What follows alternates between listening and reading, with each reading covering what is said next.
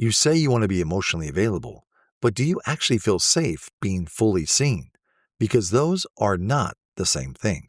A lot of people claim they want deep connection, real intimacy, emotional closeness. But when someone actually gets close, when they ask deeper questions, when they stay present during your vulnerability, when they don't look away, something in you tightens. You change the subject, you make a joke, you intellectualize, you disappear. And then you tell yourself, they're not my person. But what if the problem isn't your desire for connection? It's your nervous system's definition of safety. Emotional availability isn't just a mindset. It's a regulated nervous system. If being fully seen once led to criticism, rejection, shame, or abandonment, your brain encoded visibility as danger. So now when someone sees you clearly, your system reacts as if you're exposed. Not physically threatened, but emotionally unsafe. Your body doesn't distinguish between I'm sharing my truth and I'm about to be rejected. So it protects you. Avoidance, deflection, over-independence, choosing emotionally unavailable partners because the distance feels familiar and therefore safe. You're not incapable of intimacy. You're protecting yourself from exposure. Here's how the pattern usually plays out. You say you want someone emotionally mature, but when they communicate clearly, you feel pressure. You say you want vulnerability, but when they ask you how you really feel, you freeze. You say you want depth, but when things start getting serious, you suddenly focus on their flaws. It's not that they have changed. It's that closeness crossed your nervous system's threshold. And instead of recognizing, I'm scared, you conclude, this isn't right. The mind creates a story. The body is just trying to stay safe. This is why some people only feel desire in uncertainty, because longing at a distance feels safer than being known up close. So here's the check. When someone sees you and stays, does your body relax or does it brace?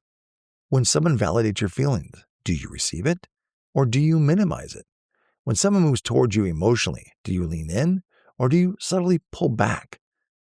Emotional availability isn't about how much you can talk about feelings. It's about whether your system can tolerate being witnessed without shutting down.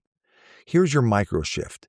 The next time you feel the urge to deflect, withdraw, or create distance in the moment of closeness, pause. Don't analyze the relationship.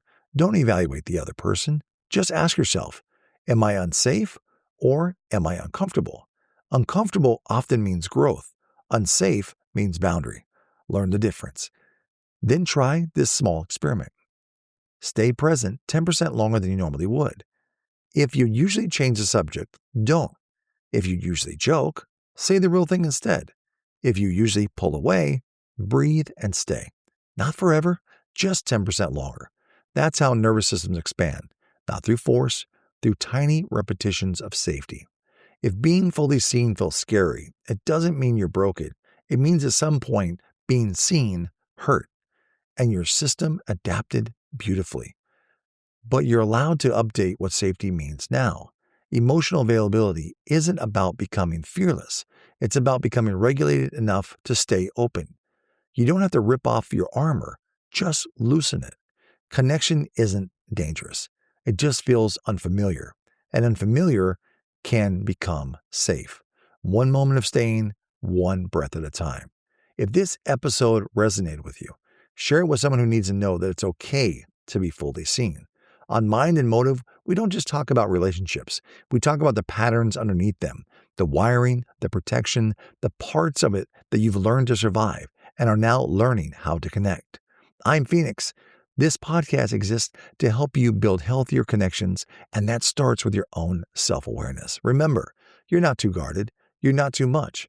You're not incapable of love. You're evolving. And every time you choose to stay present instead of shutting down, that's you growing, overcoming fear, and becoming the version of yourself that you can be proud of. Thank you for listening, and I'll see you on the next episode of Mind and Motive.